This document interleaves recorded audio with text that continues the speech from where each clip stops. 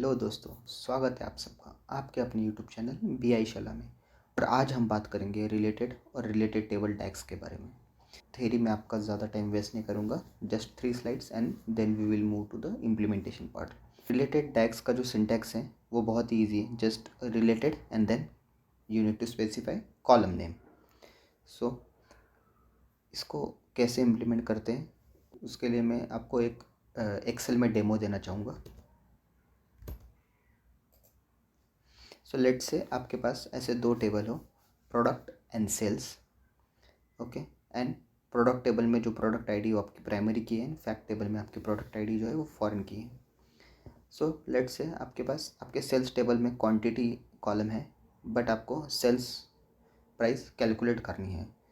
And sales price calculate करने के लिए आपके पास यूनिट प्राइस नहीं है। सो आपको इस टेबल से यूनिट प्राइस यहाँ पे पुल करनी है, प्रोडक्ट टेबल से सेल्स टेबल में। तो अगर आप मैन्युअली करना चाहोगे तो आपको फर्स्ट जो प्रोडक्ट आईडी है यहाँ पे 1, वो सेम प्रोडक्ट आईडी यहाँ पे सर्च करनी होगी 1, इसके अगेंस्ट यूनिट प्राइस है 10 एंड देन आप लिखोगे यहाँ पे 10।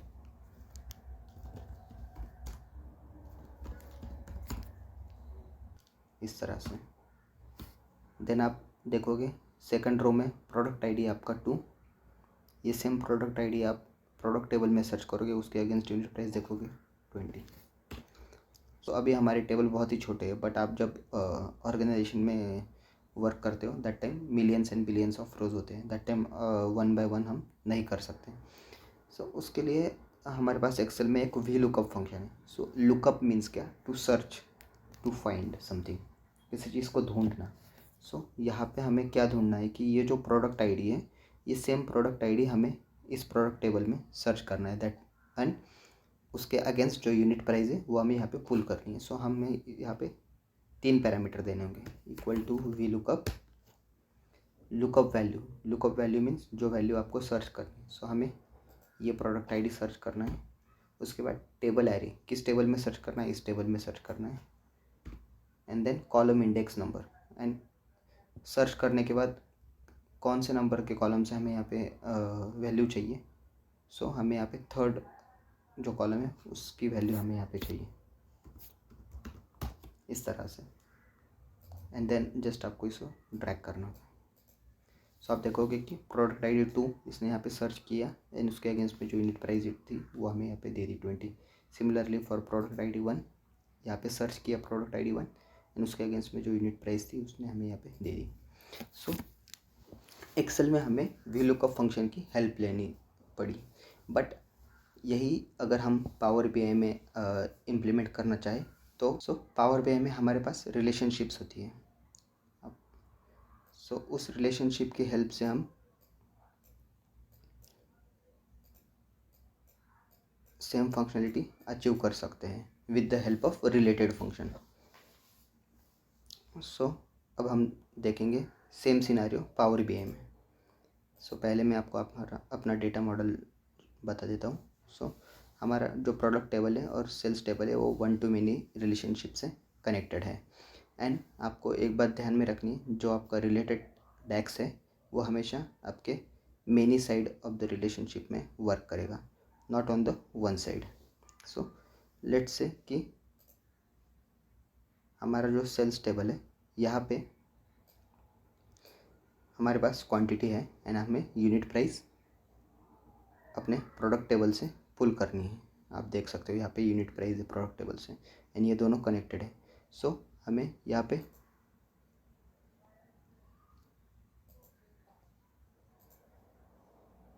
एंड मैंने यहाँ पे डेमो पर्पज़ के लिए ये सेम जो प्रोडक्ट टेबल है उसको कॉपी कर लिया है एंड उसे किसी भी टेबल के साथ कनेक्ट नहीं किया है, आप देख सकते हो।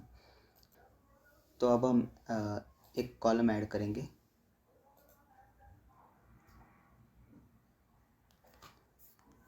Unit price equals to related. And आप देख सकते हो कि यहाँ पे जो मुझे सजेशंस मिल रहे हैं वो सारे सजेशंस जो हमारे टेबल्स कनेक्टेड है उन्हीं टेबल्स के कॉलम्स के हमें सजेशंस मिल रहे हैं।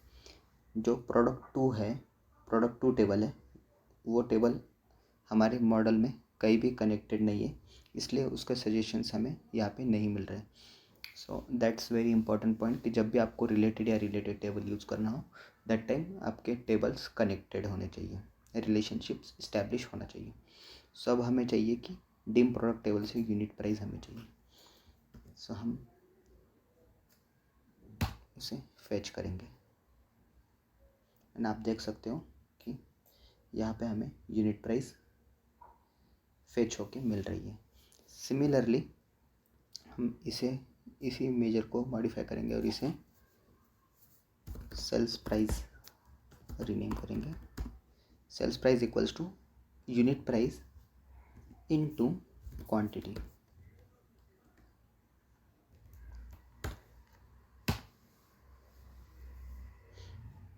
सो आप देख सकते हो कि यहाँ पे हमें सेल्स प्राइस मिल रही है जो कि है क्वांटिटी इनटू यूनिट प्राइस।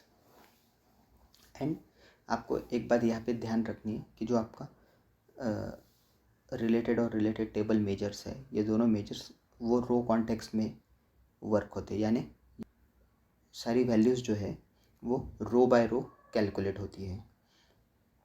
अगर ये आपको मेजर में यूज़ करना हो रिलेटेड, दैट टाइम आपको किसी आइटरेटर फंक्शन या एक्स फंक्शन जो हम बोलते हैं उनकी हेल्प लेनी होगी। सो उसका भी हम एक डेमो देख लेते हैं। लेट्स से आपको कैटेगरी वाइज सेल्स देखनी है। सो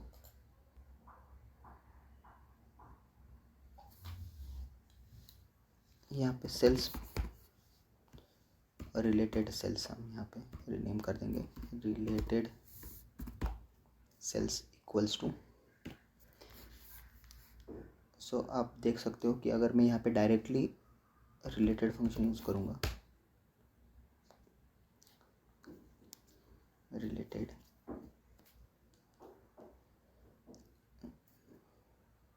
यूनिट प्राइस, सो यहाँ पे मुझे कोई भी सजेशंस नहीं मिल रहे हैं, आप देख सकते हो। इट मीन्स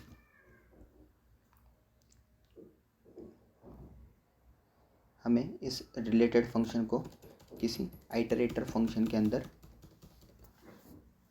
ऐड करना होगा। Let's say sum X and then sum X के अंदर मुझे टेबल चाहिए। सो मेरा टेबल होगा, जिस टेबल के ऊपर मुझे आइटरेट करना है वो है sales table, fact sales. And मुझे यहाँ पे एक्सप्रेशन क्या पास करना है, क्वांटिटी इनटू रिलेटेड। एंड अब आप देख सकते हो कि यहाँ पे मुझे सजेशंस मिल रहे हैं। सो यहाँ से हमें यूनिट प्राइस पिक करना है। सो ये मेजर क्या करेगा कि सेल्स टेबल में क्वांटिटी मल्टीप्लाइड बाय उस पर्टिकुलर प्रोडक्ट की जो प्राइस है डिम प्रोडक्ट टेबल में, उससे पुल करेगा, उसे मल्टीप्लाई करेगा एंड उसकी सम करके हमें यहाँ पे देगा।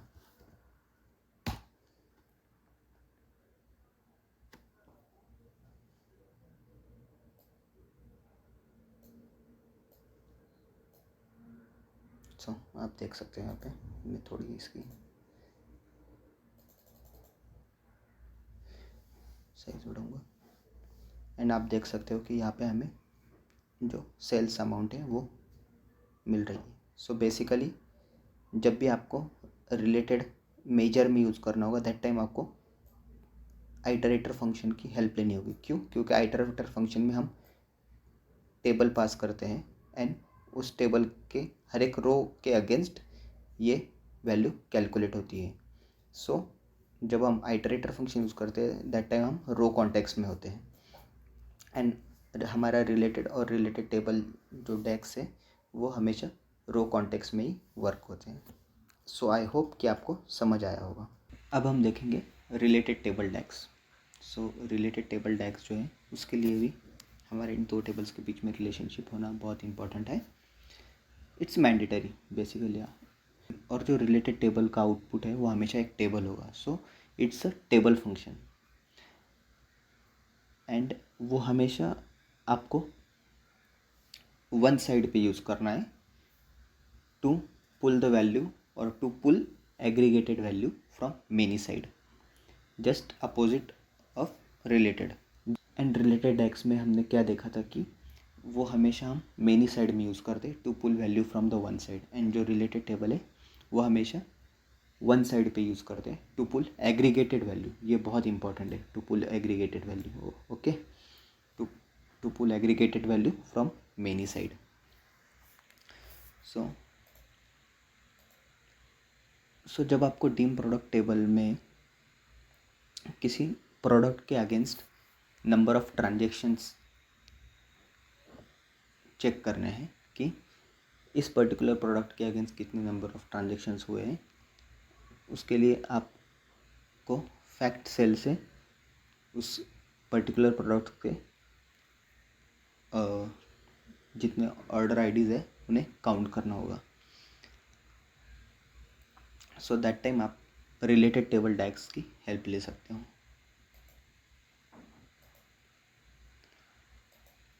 सो यहाँ पे हम एक कॉलम ऐड करेंगे,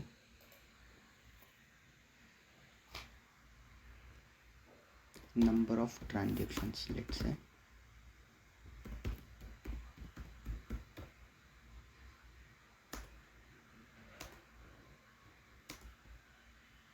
ओके। एंड अगर आप डायरेक्टली रिलेटेड टेबल यूज़ करोगे, related table fact sales, okay, क्योंकि आपको सेल्स टेबल्स में जो ऑर्डर आईडी है उनको काउंट करना है। सो अगर आप डायरेक्टली ऐसे यूज़ करोगे तो आप देखो ये यहाँ पे हमें एरर थ्रो करेगा। क्यों? क्योंकि ये जो रिलेटेड टेबल है वो एक टेबल फंक्शन है। इट मीन्स इसका जो आउटपुट है वो एक टेबल फंक्शन होता है। सो ये क्या करता है बेसिकली, यहाँ पे जो प्रोडक्ट आईडी है OFFPA4014, ये सेम ऑर्डर आईडी ये सेम प्रोडक्ट आईडी वो सेल्स टेबल में सर्च करेगा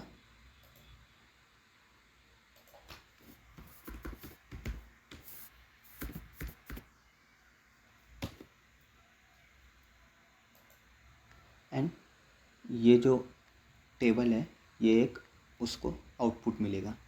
बट हमें यहाँ पे जो हमारी रिक्वायरमेंट है वो ये है कि उस पर्टिकुलर टेबल के जो नंबर ऑफ़ रोज़ है वो हमें काउंट करना है। सो हमें इसको एक एग्रीगेटेड फंक्शन में कवर करना होगा इस तरह से। सो अब ये क्या करेगा कि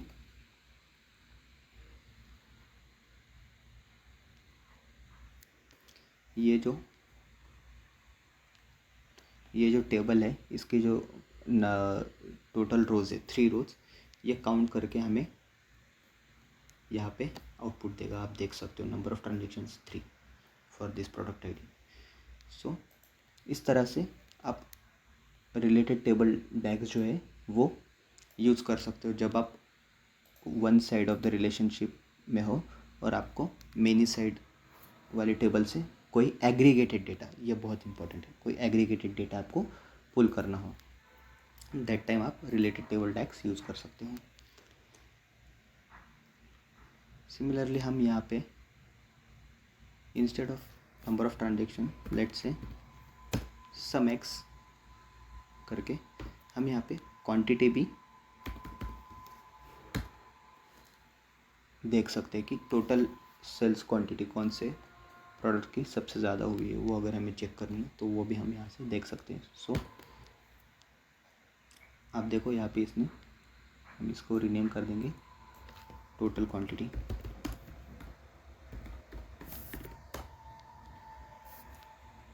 ओके। सो हम यहाँ पे सेल्स टेबल में गए और यहाँ पे सेल्स टेबल में आप देखो 9 + 4 + 2, सो 9 + 4 13 + 2 15, ये जो टोटल क्वांटिटी है यही हमें यहाँ पे इस कॉलम में आउटपुट में मिल रही है। सो इस तरह से आप रिलेटेड टेबल डैग्स यूज़ कर सकते हो।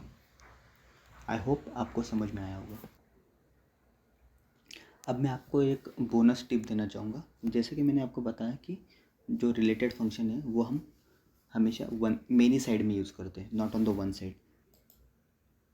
अगर आप उसे कभी वन साइड पे यूज़ करने के लिए ट्राई करो तो वो आपको अलाउ नहीं करेगा। सो लेट्स से कि यहाँ पे मैं एक जस्ट टेस्ट कॉलम ऐड करना चाहूँगा और रिलेटेड। सो आप देखो यहाँ पे मुझे जो रिलेटेड लिखने के बाद जो सजेशन मिलते थे वो कोई सजेशन यहाँ पे नहीं मिल रहा है। क्यों? क्योंकि ये जो कैटेगरी कॉलम है हमारा, कैटेगरी टेबल है हमारा, वो किसी भी दूसरे ये हमेशा ऑन द वन साइड है। आप देख सकते हो ये this is on the one side. So जब आप कभी भी one side of the table पे रिलेटेड टेबल यूज़ करना चाहोगे दैट टाइम वो आपको कोई ऑटो सजेशन नहीं देगा एंड यू विल नो कि आप कोई मिस्टेक यहाँ पे कर रहे हो। सो सिमिलरली मैं अगर डीम प्रोडक्ट टेबल में रिलेटेड फंक्शन यूज़ करूँ तो आप देखोगे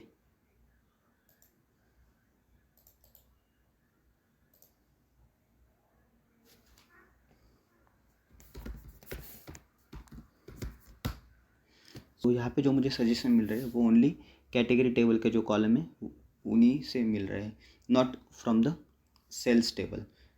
वाई? क्योंकि हमारा जो डिम प्रोडक्ट टेबल है वो फैक्ट के साथ जब कनेक्टेड है तो वो ऑन वन साइडेड है एंड जब वो कैटेगरी के साथ कनेक्टेड है दैट टाइम वो on many side of the relationship में है। दैट्स वाई जब हम रिलेटेड फंक्शन डीम प्रोडक्ट टेबल में लिखना स्टार्ट करते हैं तो हमें जो सजेशंस मिलते हैं वो ओनली कैटेगरी टेबल से मिलते हैं। अगर हम सेल्स टेबल में रिलेटेड फंक्शन यूज़ करेंगे तो हम देखेंगे कि हमें product as well as category दोनों टेबल से सजेशंस मिलते हैं। सो ये एक और बोनस टिप है कि जो आपका रिलेटेड फंक्शन है सो वो आपके मल्टीपल रिलेशनशिप्स में ट्रैवर्स कर सकता है। ऐसा नहीं है कि ये दोनों कनेक्टेड है तो सिर्फ आप यही से डेटा पुल कर सकते हो। अगर आप चाहो तो कैटेगरी टेबल से भी डेटा पुल कर सकते हो। क्यों? क्योंकि यहाँ पे ये वन टू मेनी रिलेशनशिप है एंड अगेन यहाँ पे वन टू मेनी रिलेशनशिप है। सो सेल्स और कैटेगरी टेबल ये indirectly one two many relationship से कनेक्टेड है। सो दैट्स वाई अगर आप चाहो तो कैटेगरी टेबल से भी डेटा पुल कर सकते हो।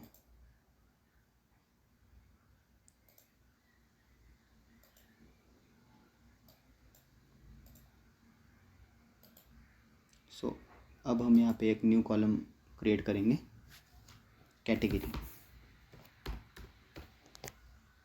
सो देखना मैं जब रिलेटेड फंक्शन यूज़ करूँगा तो यहाँ पे आपको कैटेगरी टेबल से भी आपको सजेशंस, कैटेगरी टेबल के कॉलम्स भी आपको सजेशंस में मिल रहे हैं। सो लेट्स से मुझे कैटेगरी नेम यहाँ पे पुल करना है। सो इस तरह से आप कैटेगरी नेम यहाँ पे फेच कर सकते हो। सो आई होप ये दो कंसेप्ट आपको समझ आएगा।